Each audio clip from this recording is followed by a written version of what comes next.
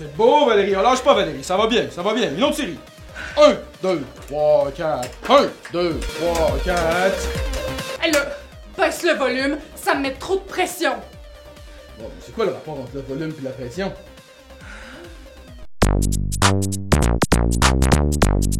En 1662, le physicien et chimiste irlandais Robert Boyle démontre la relation existant entre la pression d'un gaz et son volume. Quelques années plus tard, en 1676, le physicien français Edmé Mariotte démontre la même chose de son côté. Ils ont tous deux observé qu'à température constante et pour un même nombre de molécules, lorsque la pression du gaz diminue, son volume augmente et vice-versa. Ils ont remarqué que l'inverse aussi est vrai. Lorsque le volume diminue, la pression augmente et vice-versa. Comment observe-t-on concrètement cette relation? Prenons l'exemple de cette seringue à bout fermé qui est remplie d'air. Si je diminue son volume, les molécules d'air qui sont contenues sont compressées les unes contre les autres et poussent plus fort sur les parois et le piston de la seringue. La pression y est donc plus forte. Si maintenant je diminue la pression en relâchant le piston, j'observe que son volume augmente. On peut également observer cette relation lorsqu'on va en altitude. Comme la pression y est plus faible, qu'arrive-t-il avec les sacs hermétiques?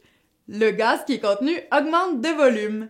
C'est le cas de ce sac de croustilles en voyage dans les montagnes de l'Himalaya qui est gonflé comme un ballon. La loi qui décrit cette relation est nommée la loi de Boyle-Mariotte.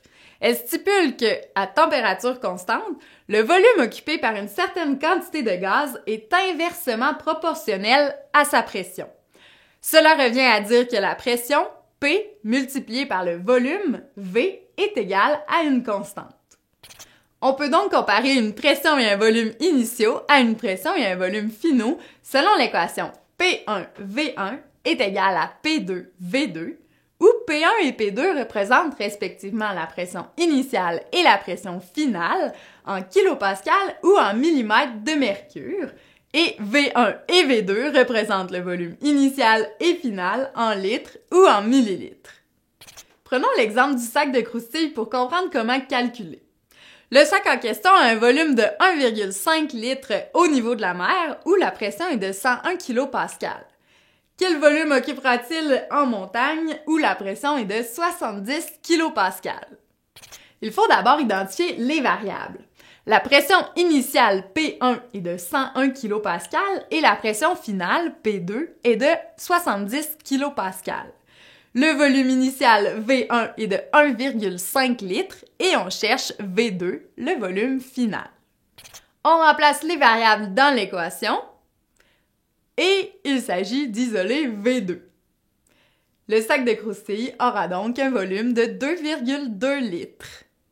Si tu as d'autres questions sur la relation pression-volume ou sur les lois simples des gaz, tu peux visiter notre site internet, t'abonner à notre chaîne YouTube et on t'invite à nous suivre sur les réseaux sociaux.